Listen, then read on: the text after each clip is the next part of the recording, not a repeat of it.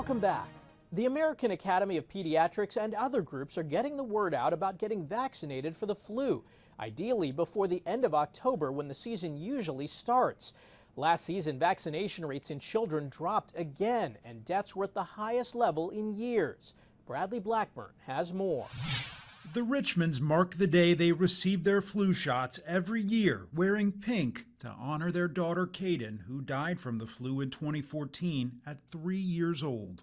When we were going to take her for her flu shot earlier, she had an ear infection, so they weren't able to give it to her then. Unfortunately, throughout the day Friday, she just deteriorated terribly. So the flu had taken over her body in that short amount of time. Jessica now works with the group Families Fighting Flu To make sure that other people knew how important it was to get your flu shot, and that there are healthy children that, get really bad complications and may pass away from the flu. The American Academy of Pediatrics recommends everyone 6 months and older receive the flu vaccine every year.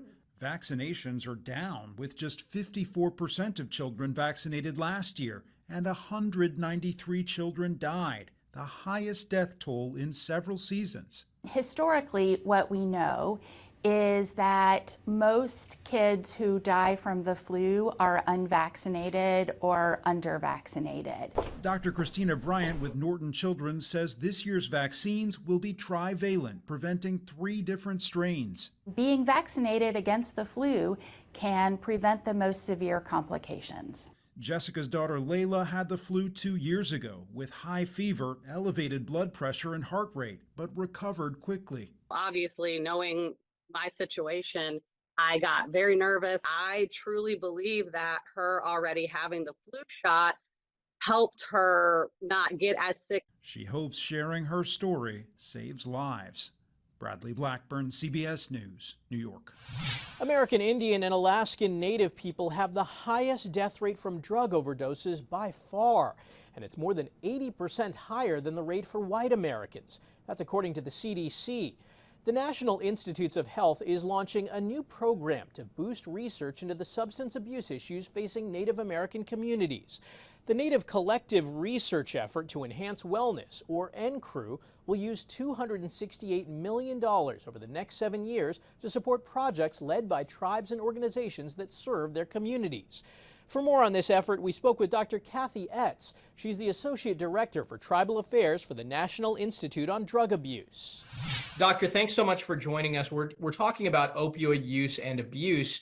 Is this something that disproportionately impacts our Native American communities? Yes, it is something that disproportionately impacts Native American communities. They have the highest rates of opioid and drug overdose death relative to any other racial ethnic group in the country. However, I will note that this is largely due to social determinants of health or environmental factors that put them at elevated risk for these poor health outcomes. You mentioned some of the reasons that we're seeing these disparities, societal factors being one of them. What are some of the factors we're talking about? Yes, so the social determinants of health that impact Native American health outcomes include things like poor housing, lack of access to health care, lack of access to education, to economic opportunities. And this is the case because there's a long history of policies and practices that do not support tribes in the ways that they need to be supported in order to attain good health. What can we do to address some of these factors? I think the most important thing to note here is that the tribes themselves and the Native communities know the answers of how to solve their problems, and that as the federal government, it is our job to support them to develop the solutions that they know will work. Are we doing enough research into issues that are impacting our Native American communities? I think we need to do quite a lot more. There is a history, though, of research abuse with these communities.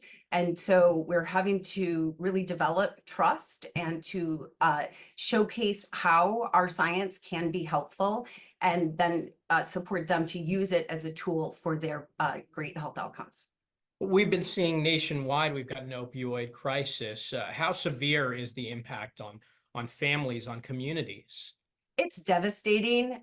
We've heard in some very small communities, there have been as high as 7 overdose deaths in a week.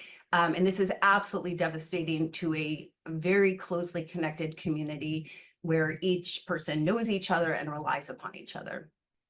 Why is it important for not just our government, but for all Americans to be invested in finding out the reasons for disparities like this?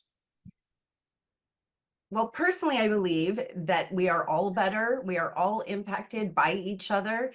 And when we have communities that are disparately impacted, it ultimately impacts all of us. I think that it's really important to remember that Native communities have tremendous strengths and resiliencies. And we do see health disparities. And we've already discussed how those are truly rooted in social determinants of health. But understanding that Native communities have the power and the strength to solve their problems is critically important to realize. Well, doctor, thank you so much for your time. We appreciate it. Thank you so much.